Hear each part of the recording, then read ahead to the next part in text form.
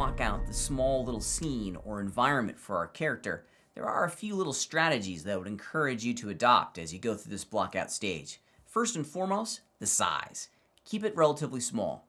We're not trying to describe this huge, massive universe for our character.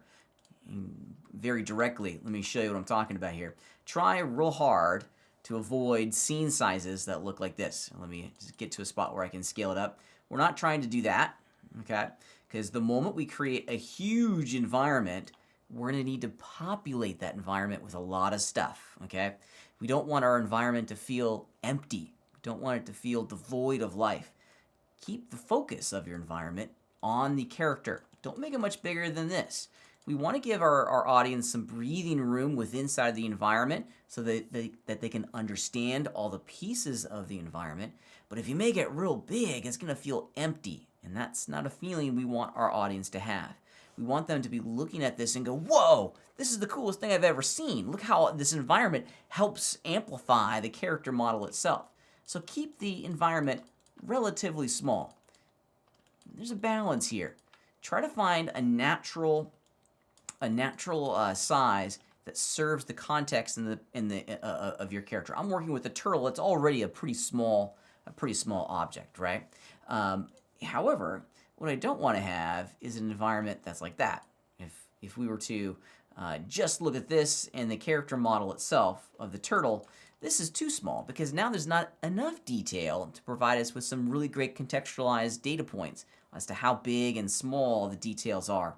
So there is a little bit of a balance here. The blockout stage is really designed to provide you with an opportunity to explore that balance. I kind of like what I have here so far. This is a good little starting point. I'm liking this. Now, another thing that you want to try to avoid as much as you can is sculpting and posing your character at the blockout stage. I'm actually going to save a new version of my entire project file so that the character model and the scene environment are kind of in their own separate tracks, if you will. They're going to get married and merged at the end of this entire sequence, but at this stage, we want to focus our entire technological efforts on the environment. The character is going to be a factor of this in the blockout stage. I'm going to delete my character from this blockout scene file here in a second so that I can continue to sculpt and only have Blender work with the crafting of my scene file itself. So don't go in, try real hard to resist the idea of going in and grabbing your turtle or whatever your character is and really beginning to pose it and sculpt it and to match the character. We're not there yet. We're going to get there eventually. We want our entire scene to be centered around the origin with the idea that we're going to marry these two later, but we're not there yet. I'm lucky in the sense that my turtle is already kind of at the pose that I need for this object. Many of your land animal sculptures are not going to be, and that's okay. That posing will come later. We're going to have an entire conversation on how to use the sculpting pose tools so that we can simply deform our character to make them match the environment. There's a certain layer, a certain degree of projection, if you will, at this stage. We're pretending and we're projecting how the character is going to look inside this environment. That's by design. We want to focus all of our creative energies on the environment, and we don't want to have to worry about the character at the moment.